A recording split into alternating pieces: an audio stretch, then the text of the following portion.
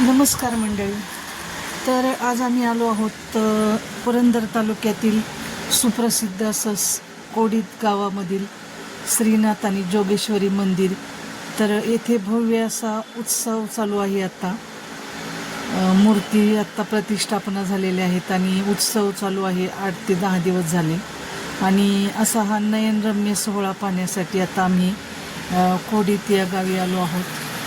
तर हे आहे नाथसाहेबांचं सुंदर आणि भव्य दिव्य असं मंदिर.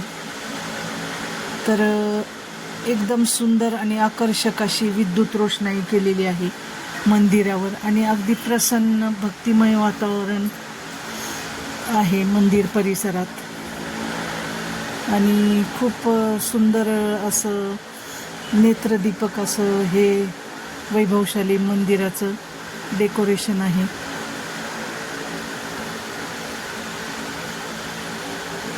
तर आता मी मंदिरात येऊन दर्शन घेतलं पहिल्यांदा.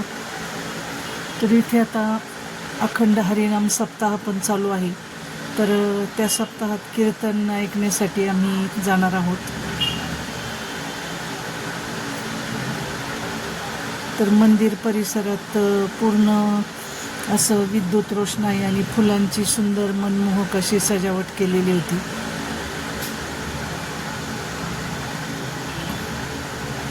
आणि इकडे हे जे प्रवेशद्वार आहेत ते प्रवेशद्वारही खूप सुंदर असं सजावट केलं होतं.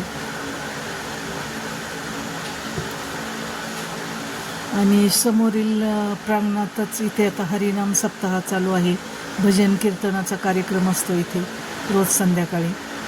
तर इथे आम्ही आता कीर्तन ऐकण्यासाठी थांबलो जरा वेळ. आणि हा पाठीमागचा मंदिराचा परिसर आहे.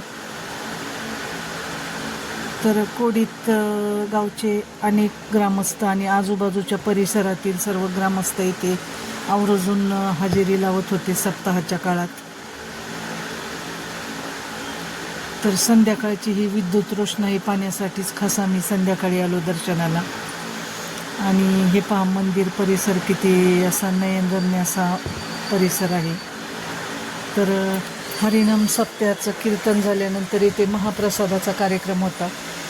तर आम्ही पण प्रसाद घेण्यासाठी थांबलो आणि कोडीतकर लोकांनी खूप सुंदर अशी जेवणाची व्यवस्था केली होती आणि अगदी शिस्तीत सगळं जेवणाचा वगैरे कार्यक्रम चालू होता.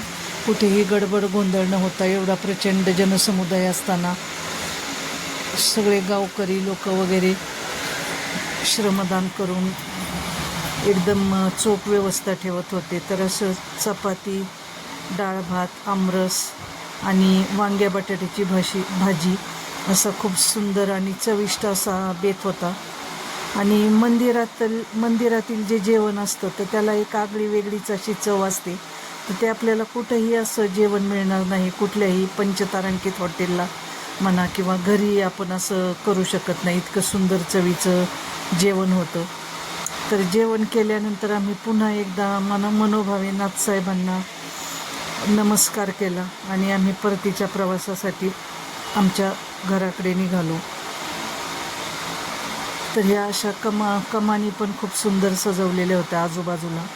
आणि आजूबाजूचे जे बागबगीचा आणि झाडे आहेत तर त्यांनासुद्धा अशी सुंदर अशी विद्युत रोषणाई केल्यामुळे अगदी नयनरम्य अगदी स्वर्गसुखाचा सोहळा असा वाटत होता. हा इतका सुंदर असा सोहळा अनुभवायला मिळाला आहे. तर तुम्हालाही जर वेळ असेल तर नक्की या.